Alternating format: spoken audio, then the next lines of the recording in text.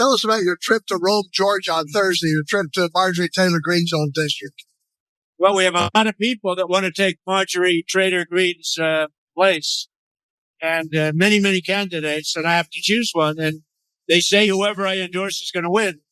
But we have a lot of good candidates who want to take her place. Yeah, he really cares about those candidates. Can't name one of them. There's a lot of candidates. Yeah, I'll think about it at some point and I'll choose one. Here's the issue with that. He already did. He already endorsed a candidate. He literally does not seem to know that he endorsed a candidate. Okay, well, maybe I'm being unfair. Maybe there's Trump derangement syndrome. He endorsed someone like a year ago. It's easy to forget. No, he endorsed someone 2 weeks ago, and he's sure that whoever he endorses will win. I have an issue with that statement as well, as we'll jump into it. But here is what he put out. This is 2 weeks ago. It is my great honor to endorse America First patriot Clay Fuller. Was it your great honor? You forgot almost immediately after doing it. And then blah, blah, blah guns, blah, blah, blah taxes, whatever, probably something transgender for all. I don't know, a bunch of BS. And by the way, if you stay on his True Social post, the endorsements are copy and pasted with the names changed. Are you shocked to find out that they're all great on the exact same issues and all of them have to do with people being shot? There's no one who's just like weirdly good on the environment or is like a champion against lead paint. They're all the exact same issues. And so maybe I'm being like too critical of him. He probably had nothing to do with that endorsement, thus he's forgotten. Now what's interesting is that there are 14 people that are vying to replace Marjorie Taylor Greene or whatever. And so it's almost certainly going to go to a runoff, which could potentially happen if nobody gets 50% of the vote. And we don't know what's gonna happen. We don't know the actual vote, but there was a straw poll. And what's interesting is that Clay Fuller came in second in the straw poll.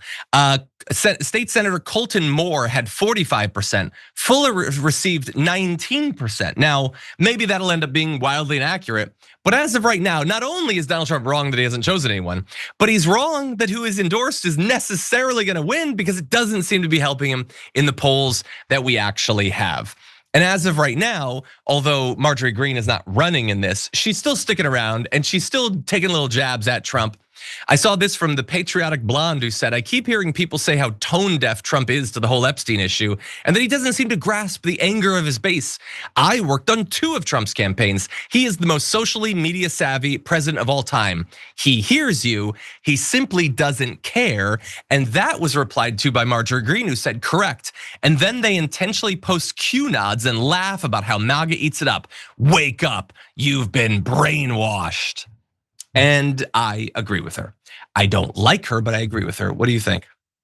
Yeah, I agree with her. And I think she's perfectly qualified to speak on this. She is perhaps emerging from that brainwashing or has emerged. And so she's educating others who are like-minded. Part of her stuff is a bit of a con. We know she raised the money and then she hightailed it out of there instead of protecting Georgians, okay? But perhaps her voice could be useful in getting to more people out of what has become this MAGA cult, where they just take whatever he says, despite what's going on in the real world around them, and they continue to support him. So if she can continue to put herself to good use, fine. If not, have a seat.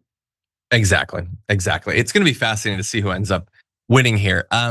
Because if Trump's person doesn't win, I know he's gonna claim that he never actually endorsed anyone. And legitimately from his point of view, he won't remember. But I just think that these primaries are gonna be a great test of his power, both in the cases where he chooses someone, it could say something, and also like in Texas with the Senate primary, in the cases where he chooses not to because he's terrified that his endorsement won't actually clinch it.